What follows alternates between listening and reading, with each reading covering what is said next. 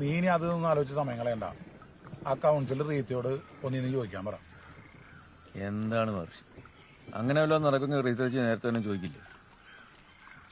അതിന് ലേറ്റ് ആയിട്ടൊന്നുമില്ല. നീ റീത്തിയോടൊന്നും നീ ചോദിക്കാൻ പറ. അത് നടക്കും. അത് നടക്കും ഭീമ. നീയും ടാർസൂസും അച്ഛനും കൂടെ വിചാരിച്ചിട്ട് നടക്കാത്ത കാര്യം ഞാൻ വിചാരിച്ച എങ്ങനെ നടക്കാനാ ഭീമ? എന്റെ പൊന്നു ചേച്ചി, ഇങ്ങനെ ഡാർക്ക് അടിക്കല്ലേ. നമ്മൾ ഇത്രയും പണിയെടുത്തത് ചേച്ചി കൗൺസിലർ അടിക്കുമ്പോ ഈ കാര്യങ്ങളൊക്കെ നടത്താനല്ലേ? ആ ലഡു എനിക്ക് ഇഷ്ടമായി ഭീമ. പക്ഷെ ഇവിടെ ഉണ്ടല്ലോ, ഇതിവിടെ ഡോക്ടർക്ക് 20 ലക്ഷം രൂപ പോണ കാര്യോ? എനിക്ക് തോന്നുന്ന കൊസ്റ്റപ്പാണ് നമുക്ക് അവിടെ ഇട്ട് പണിയുന്നത്. എടാ, അവന്റെ ഒരു നാറിയാണെന്ന് നിനക്ക് അറിയാലോ. ഇതിലും ചീഞ്ഞ കളി അവൻ ചെയ്യുള്ളൂ. എന്തായാലും ഞാൻ ഡോക്ടറോടൊന്ന് സംസാരിക്കാം. പക്ഷേ നീ വലിയ പ്രതീക്ഷയൊന്നും വെക്കണ്ട കേട്ടോ. എന്റെ ചേച്ചി അങ്ങോട്ട് പോയിക്കോ. ഡണ്ണാണ് സംഭവം കേട്ടോ. Okay, good night. വഴി വെട്ടി ഡോക്ടറുടെ വീടിന്റെ മതിൽ വരെ എത്തിക്കഴിഞ്ഞാ ഡോക്ടർക്ക് അത് കണ്ടു ബോധ്യപ്പെടുമല്ലോ. ഹലോ റീത്ത. ഹായ്. അല്ലാതെ ഡോക്ടറുടെ അനുവാദം ഇല്ലാണ്ട് അത് പൊളിച്ചു കളയെന്നൊക്കെ പറയുന്നത് ചിലരുടെയൊക്കെ വെറും തെറ്റിദ്ധരിപ്പിക്കല. ഡോക്ടർ അതൊന്നും കേട്ട് വിശ്വസിക്കരുത്.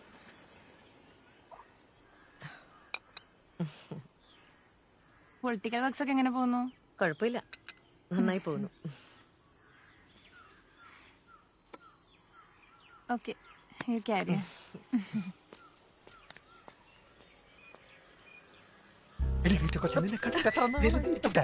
അവര് കാണും. എടാ, ഞാൻ ആ വഴിയുടെ കാര്യം പറയാൻ വന്നല്ലേ. നീ ഒന്ന് മനസ്സ് വെച്ച് ഇവിടെ വഴി വരും. പാവങ്ങളാടാ, പ്ലീസ്.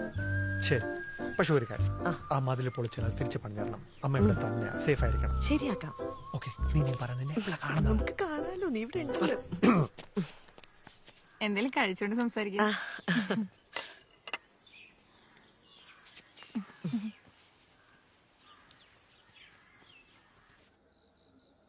നിങ്ങക്കേ ആ റീത്തെ കാണുമ്പോ എന്താ തോന്നുന്നേ? അതെ, ആലപ്പുഴ നിന്റെ ആ പഴയ പള്ളിപ്പാട്ടുകാരനല്ലേ, നിനക്ക് അവനെ കാണുമ്പോ എന്നാ തോന്നുന്നത്? അതെനിക്കും തോന്നുള്ളൂ.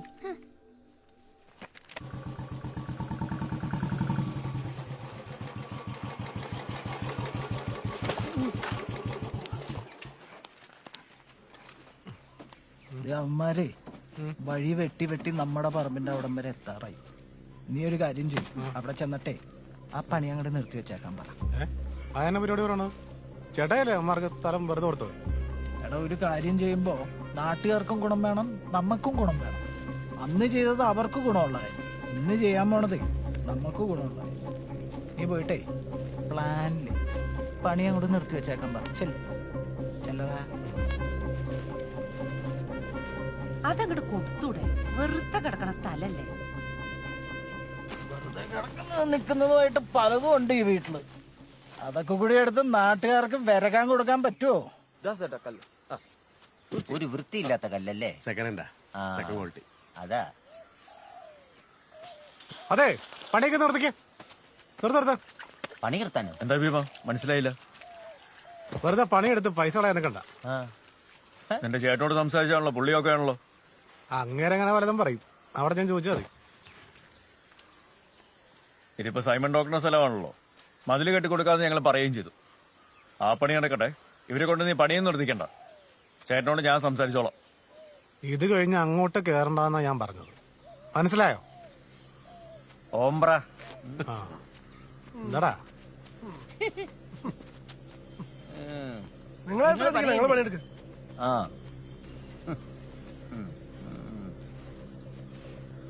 നിങ്ങളൊക്കെ കൊസ്തേപ്പിനോട് ക്ഷമിക്കണോടാ. നാട്ടുകാർക്ക് ഒരു നല്ല കാര്യം ചെയ്യാന്ന് വെച്ചപ്പോ ദേ കയറി വന്നിരിക്കും അളിയനും അനിയനും പെങ്ങന്മാരും ഒക്കെ കൂടെ. അവർക്കും കൂടി അവകാശപ്പെട്ട സ്ഥലമാണെന്നും പറഞ്ഞുകൊണ്ട്. സംഭവം സത്യമാണ്, പക്ഷെ നമ്മുടെ ഇടയിൽ എന്റെയും നിന്റെന്നൊക്കെ ഉണ്ടോ ഭീമ? ഇവന്മാരുടെ അടുത്തൊക്കെ ഇത് പറഞ്ഞാലും മനസ്സിലാവോ ഇല്ല. ചേട്ടാ, കച്ചിട്ടൊക്കെ എല്ലാവരും തൊപ്പിട്ട് മേടിച്ച് ഡോക്ടർ മതിലും പൊളിച്ചു കെട്ടി. പിന്നെ ഇമാതിരി വർത്താനം പറഞ്ഞാൽ എങ്ങനെ? ഭീമ, നീ പറയണൊക്കെ എനിക്ക് മനസ്സിലാവണ്ട്. ഞാൻ എന്ത് ചെയ്യാനാണ്? ചാവാൻ കിടക്കണ ഡാഡി വരെ പറഞ്ഞു, ഇതുവരെ നടന്നു പോയമാരൊക്കെ അങ്ങനെ തന്നെ പോയാൽ മതി. നടക്കണോ കിടക്കണോന്നൊക്കെ ഞങ്ങൾ തീരുമാനിച്ചോളാം. അതെ അതെ, സ്ഥലം തരാൻ തൽക്കാലം ഞങ്ങൾ ഉദ്ദേശിക്കുന്നില്ല. പ്രശ്നം തീർന്നല്ലോ, നിങ്ങൾ പൊക്കോ. ഇത് എന്ത് വർത്തമാന അവസ്ഥപ്പെട്ടാ? പിന്നെ ഞങ്ങൾ എന്താ പറയേണ്ട സഞ്ജീവ്? അവിടെയാണ് ഈ സെന്റിന് 5 ലക്ഷം രൂപ വിലയുണ്ട്. അവിടെ നിങ്ങൾക്ക് 1.5 സെന്റ് വെറുതെ എന്ന് പറഞ്ഞാൽ നടക്കണ കാര്യമല്ലോ. നാട്ടിറപ്പൊക്കെ ഇല്ലേ ഭീമ? ദേ കണ്ടില്ലേ ഭീമ, ഇതാണ് ഇവിടുത്തെ അംഗം. ഞാൻ എന്ത് ചെയ്യാനാണ് ഭീമ? നിങ്ങൾ പറ. വാ പോവാം. ആ നടക്ക്. മലക്കം മറിഞ്ഞുണ്ടോ അതായാലും നന്നായി പോയി കേട്ടോ